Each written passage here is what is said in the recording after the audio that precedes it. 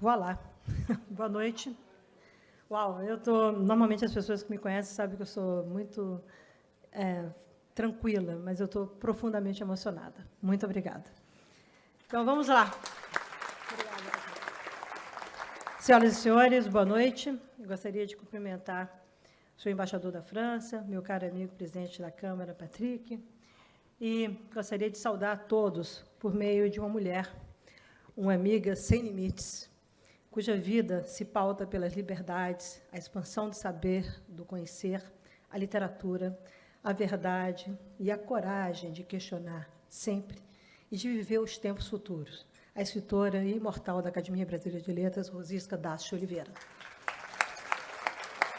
Minha cara amiga, a sua trajetória de vida me traz até aqui e certamente continuará me levando adiante. Obrigada sempre. Bom, me pediram para falar algumas palavras, todos sabem que eu gosto de falar muito, então segura um pouco a fome. Okay? Eu vou tentar ser o mais breve, por isso que eu vou ler, para ser mais eficiente. Inicialmente, agradeço emocionada a homenagem que me é concedida nessa noite. Além do reconhecimento profissional, ela é também um encontro com o meu passado, com a minha família materna, com a minha bisavó francesa, que nunca conheci, mas que sempre ocupou o imaginário da minha infância. Por outro lado, esse prêmio se expande e contamina a curiosidade de viver o futuro, que não é mais como antigamente, como diria o meu amigo Renato Manfredini, que vocês conhecem como Renato Russo. Okay? Sou uma pessoa inquieta, curiosa, meus amigos sabem disso, que provoca, e os que lidaram comigo profissionalmente, e que provoca e que adora ser provocada. Um corpo com história, que vive de suas escolhas, já é, em si, uma liberdade. O prêmio é uma provocação, uma deliciosa provocação. Muito obrigada. Não perceba a vida e o futuro com angústia, na contramão de Camus. Talvez por ter nascido em Brasília, eu não sou carioca, sou uma fake carioca. Então, é verdade, eu não sou carioca, eu sou brasiliense. Talvez por ter nascido em Brasília, numa geração cuja história e o passado da cidade eram a vida como sendo vivida, o antes de Brasília, fundado um ano anterior ao meu nascimento, não era o local, o distrital, como todos falam hoje. Era o Brasil e o mundo, que eu me deparava inexoravelmente no Rio de Janeiro. No começo, a cidade maravilhosa sempre foi o canto do mundo onde eu encontrava o passado. A história, os passeios com meu avô pelo centro da cidade e as explicações sobre o que continham os prédios e as ruas são parte das minhas memórias afetivas. Mais adiante, passou a ser o lugar do mundo que eu me deparei com o futuro. Da Rio 92 a Rio +20, e do Rio, meu caro Patrick, eu segui viagem até Paris em 2015. Sou oriunda da Universidade de Brasília. É claro que eu fiz mestrado e doutorado na COP, no Rio de Janeiro, e também no exterior. Mas a criação da Universidade de Brasília é conferida a dois homens brilhantes nesse país, Darcy Ribeiro e Anísio Teixeira. Darcy Ribeiro era um homem brilhante, Rosisca sabe disso, inquieto, utópico, contraditório, libertário. Procurou o Brasil a sua vida toda. Tá? Dizia de si mesmo que olhava o seu país e a sua gente por todos os lados, em cima e embaixo. Porque quem tem um país para fazer desse tamanho, que tem potencialidades imensas, se não prefigurar na cabeça o que vai ser, se não inventar o país que há de ser, o país nunca vai dar certo. Nós já temos séculos de erros e absurdos, porque outros pensaram o Brasil para nós. Na UNB, descobri as liberdades do conhecimento sem barreiras, da política, o exercício incansável pela democracia. Eu cresci na ditadura em Brasília. A importância da ciência e do saber. Me apaixonei pelo Brasil e passei a acreditar ser possível inventar e construir o país que eu queria, muito influenciado pelos ensinamentos de Darcy Ribeiro. A vida me colocou nos vários Brasis e no mundo, e sempre 2 passos adiante, como muitos comentam com algum desassossego, eu confesso. Com esses passos, vejo que nos despedimos de uma era do ontem, de um eixo civilizatório, e seguimos para um novo momento da humanidade. Um mundo em uploading, download things, updating, download things e upload outras coisas, em movimentos cuja contemporaneidade demanda que a política se organize em torno da natureza e de algoritmos. Longe de unificar, a natureza divide, como sinaliza Latour. As preocupações ecológicas nas agendas de clima, biodiversidade e energia tomam espaço no mundo em mudança, mas não tomaram ainda a forma de uma mobilização geral, de um horizonte político. Estimulam a fúria da juventude, a perplexidade de muitos e a espera de outros. Em 2015, o Acordo de Paris consagrou as formas e os limites possíveis do movimento político internacional em torno da questão climática e da ciência, como um ator potencialmente estratégico. A questão climática é aquela que se impõe como um dos temas, além das armas nucleares, que pode alterar os rumos da evolução do homem, como sinalizou o presidente Obama numa conversa comigo na Casa Branca em 2015. 10 anos depois de negociar o acordo em nome do meu país, que eu muito me honro, estive algumas semanas atrás, cerca de 3 semanas atrás, em Paris, a convite do presidente Macron, para uma conversa sobre geopolítica, paz, segurança, equidade, democracia, novas gerações, guerras, o não à polarização, a natureza e a mudança do clima. Aspas do seu presidente. The needs of nature mean a lot. É claro que isso exigirá uma grande transformação política de todos nós. Esse contexto abre possíveis caminhos para coalizões e o fortalecimento de relacionamentos bilaterais, o que pode ser muito favorável ao alinhamento entre França e Brasil, em torno de interesses convergentes que lidam com os trade-offs do presente e as soluções mais permanentes, orientadas pela descarbonização da economia global. E ainda pode ajudar a tomar distância cautelosa dos temas ou demandas domésticas, que o meu país é tão viciado muitas vezes, tais como o protecionismo verde, que se voltam contrários aos enfrentamentos da emergência climática. Os anos de 2024 e 2025 são estratégicos e estruturantes para os tempos que se anunciam, meu caro amigo Maurício. As questões climáticas e de inovação anunciam e revelam poder e se impõem no jogo geopolítico, além de definir os contornos das novas rotas de produtividade, competitividade e acesso a mercados. Ambas as agendas são tratadas inside and outside o sistema multilateral. O jogo internacional será jogado nos vários arranjos de cooperação e não se limitará aos atores públicos. Cada vez mais, o setor privado, a filantropia e a sociedade terão voz e papel para promover interesses comuns e soluções negociadas associadas. Os resultados do G20, da COP16 e COP29, Cali e Baku, respectivamente, são ilustrativos desse momento no mundo. A presidência do Brasil no G20, com ousadia e habilidade diplomática, dotou de resultados políticos mais eficientes a reunião no Brasil. As COPs, por sua vez, revelaram o esgotamento de um modelo de governança global, a exposição de fraturas no processo de negociação entre os desenvolvidos e os países em desenvolvimento e uma profunda decepção da sociedade global com os processos de negociação internacional. Isso é o mundo real, senhores. Tá? Quem me conhece sabe que eu sou de um realismo otimista, mas de um realismo impagável. Portanto, nada de místico, nada de contar histórias, etc., me convence da necessidade de trabalhar de fato uma agenda que possa atender os interesses de todos, e não de pequenos grupos que se dedicam, às vezes, a uma agenda impensável ou inegociável frente à ambição do mundo. Esse cenário, impactado pela eleição americana e por possíveis outros resultados adversos na Europa, a convocação dos snapshot elections na Alemanha é um desafio, alicerça a agenda internacional de 2025. A presidência do Brasil no BRICS Plus e na COP30, a presidência da África do Sul no G20, a presidência do Canadá no G7, que eu vou co-presidir um dos grupos, e as cúpulas sobre o novo Pacto Social no Catar e sobre o financiamento global, a revisão do Acordo de Addis Abeba na Espanha ano que vem. As agendas se conectam e não devem ser conduzidas exclusivamente em silos. É preciso ter coragem e ousadia no papel de presidir uma COP e presidir processos internacionais que passam pelos interesses desse país e do mundo. Por outro lado, vale observar, como nos lembra outra boa amiga, Laurence Dubiana, a grande arquiteta do Acordo de Paris, que a COP30 no Brasil pode ser lida em 3 perspectivas e prioridades distintas.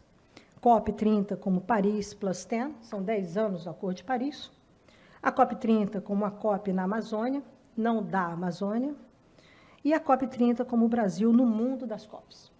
São desafios completamente distintos, e eu quero crer que isso tem pouca objetividade hoje no domínio da sociedade brasileira. Bom, essa paisagem política exigirá da sua presidência do Brasil criatividade, habilidade, ousadia, paciência e convicções sobre onde chegar e com quem chegar. Não cabe improvisos ou tampouco argumentos tímidos. O poder de convocação da presidência do Brasil deve ser contemporâneo. Parem de viver do passado. Realista e inspirar confiança na diversidade dos desafios que cerca a COP30. Prestes a completar 10 anos do Acordo de Paris, é fundamental pensar os 10 anos além de Belém. O que eu chamo de Belém Plus, okay? no qual a necessária prioridade a ser conferida aos NDCs, as chamadas contribuições dos países, a chamada Action Agenda pelos Estados-membros e o melhor alinhamento com os setores privado e financeiro deverão pautar o pacote de ambição em mitigação e adaptação e o engajamento de grupos de interesses. Isso requer, por parte da liderança brasileira, a definição de um roadmap para Belém. Okay? Agendas de interesse comum, estratégias, parceiros, amigos e visão dos seus resultados. Internamente, o Brasil precisará dar conta dos Brasis. A nossa tarefa política, como país anfitrião, será dotar o Acordo de Paris de um novo ciclo de vida. Não é mais cabível o processo de negociação como vivido em Baku. Eu estava lá e eu sou advisor do Chair, e eu fiquei muito impressionada com a fragilização do processo internacional. É preciso que se eliminem das salas de negociação a hesitação. O ponto de partida não pode ser preservar o status quo ou paralisar em função das incertezas da natureza geopolítica do mundo. Tampouco pode-se deixar de lado o risco climático como uma incerteza moduladora da realidade, da realidade daqui para frente, e a necessidade de assegurar resiliência para os losers e os winners. Tem que prestar atenção quem vai estar fora do jogo e como cuidar no curto prazo, porque eles bloqueiam a agenda. E tem que gerar alternativas. Parem com a vilanização daqueles que produziram riqueza até agora, para que novos possam poder produzir riqueza e justiça social no mundo. São os tempos de suficiência e não mais da eficiência, meu caro Maurício. Não obstante, cabe assinalar que a inovação tecnológica exercerá cada vez mais o poder de convocação dessa agenda. As Big Techs têm um poder de convening power sem precedentes. A soberania dos dados, o papel estratégico de hospedar data centers e a conectividade de agendas, segurança climática, energética, mineral, hídrica, alimentar e sociedades menos vulneráveis marcarão cada vez mais as agendas de mitigação, adaptação e resiliência climática. 10 anos depois, o jogo de agir com as mudanças climáticas já está acontecendo sob paisagens muito distintas. Nós não estamos mais negociando algo que vai acontecer. O clima já está em mudança. E isso é muito diferente, talvez seja a primeira COP, 10 anos depois de Paris, que nós teremos de lidar com essa orquestra, esse novo contexto, essa nova paisagem, como se usa na linguagem internacional. Negociar clima requer ousadia e coragem em torno dos objetivos comuns e não dos medos comuns. Okay? Aliás, recomendo que leia a entrevista da Angela Merkel no Times, esse domingo. Quem leu, por favor, quem não leu, por favor, leia. Vale a pena. É preciso construir confiança e possibilitar fluxos reais de dinheiros com bom regramento, inovadoras e criativas parcerias entre o velho e o novo dinheiro, tomar risco e novos instrumentos. O risco climático também impacta o custo do dinheiro e, por consequência, o setor privado. Observem que, com a decisão do artigo 6 em Baku, pode-se e deve-se finalmente construir um mercado internacional de carbono com alta integridade. Isso não é tarefa trivial. E o Brasil deverá prestar muita atenção, tá, no chamado green wishing, que habita esse país. Não é washing, é wishing. Okay? Novos resultados demandam novas governanças das COPs, que não podem se limitar à constituição ambiental e precisam viabilizar um campo mais amplo de entendimento sobre inovação, segurança energética, mineral e finanças. A centralidade dos investimentos e seus diferentes tipos de financiamento. Os novos modelos de negócio ocuparão o imaginário político e econômico de Belém Plus. É urgente trazer outros adultos às salas de negociação. Sobre a Amazônia, a maior fronteira seca da França, é verdade. A comunidade internacional tem a sua visão bem estabelecida sobre a maior floresta tropical do mundo. O Brasil precisa estabelecer a sua visão. O Brasil precisa ter um conceito brasileiro sobre a Amazônia, e isso precisa ser feito com os amazônicos. Nós já temos séculos de erros e absurdos porque outros pensaram o Brasil para nós, retomando a frase de Darcy Ribeiro. Por sua vez, o diálogo sobre os extremos climáticos não pode ser orientado pelo tom de tragédia. Não se trata de uma catástrofe a ser esperada, assim como não cabe ao Brasil ser refém de eventos, como diria Kissinger. Um país sem estratégia é um país refém de eventos. Faz-se necessário diferenciar a gestão de crises de gestão de riscos, por esse lado do mundo. Mas tem gente insistindo que é a mesma coisa. O setor privado sabe muito bem que é bem diferente. Tá? É preciso romper inércias e assumir, de fato, vocações como na área de bioenergia, da economia da biomassa, na industrialização verde, nas novas economias verdes, na segurança mineral e alimentar, além de uma gestão ambiental pública inovadora e que não se sobreponha à governança climática. Não é possível que se leve 10 anos para o licenciamento de exploração mineral, quando eu preciso desse mineral crítico para descarbonização, no ciclo de 10 anos de NDCs. Tem uma incoerência em si, na visão de quem quer liderar a agenda. Tem que ser revisto, e isso depende muito mais da gente do que a gente dá conta hoje. Lembrando aqui, já que nós estamos falando do setor privado, vou dar um spoiler para ser informal, mas acho que o Pio Borges vai ficar feliz pelo SEBRE. Nós, no SEBRE, acho que ele vai ficar inquieto, e a Júlia Dias Leite também, vamos lançar, ano que vem, uma rede de think tanks internacional, ancorada não só no SEBRE, mas no IDRI, na França, e no Chatham House, em Londres, para dar apoio à visão, à geração de conhecimento para ter um papel estratégico junto ao setor privado em torno de soluções globais. Então, é um jeito de conversar com o setor privado a partir de conhecimento orientado e a partir de excelências nos think tanks internacionais. E essa rede será hospedada aqui no Rio de Janeiro, né, para a alegria dos cariocas. Nessas novas dinâmicas, há que se fazer espaço também para a reconstrução das novas democracias. Vieram da França do século XVIII os ventos dos regimes modernos a partir dos ideais de liberdade, igualdade e fraternidade. Mais de 3 séculos depois, veio do meu país, herdeiro de um passado autoritário, eu cresci nesse passado, tá? Uma das maiores demonstrações de sua importância nos tempos atuais. Democracias importam, porque é nelas e somente nelas que as minorias têm preservado e garantido seus direitos de todas as ordens. Aqui, a despeito das incertezas do futuro, sabemos que o mais importante é o que ele não repita o passado. No momento em que a questão climática será um estresse adicional aos regimes políticos, essa reconstrução precisa também se reinventar sob novos tempos, abrindo caminhos para uma nova geração, para novas institucionalidades, para estabelecimento de novos limites e regulações e para políticas que reduzam desigualdades, gerando prosperidade ao maior número de pessoas em todos os lugares, e com isso permitindo o florescimento de novas esperanças. No centro disso é preciso pessoas jovens. Por favor, eu quero jovens perto de mim. Saúdo aqui a nova geração em nome de uma outra amiga querida, a cientista política Mônica Sodré. Tenho confiança que o Brasil que sigo acreditando, sonhando e construindo, também compartilho com você.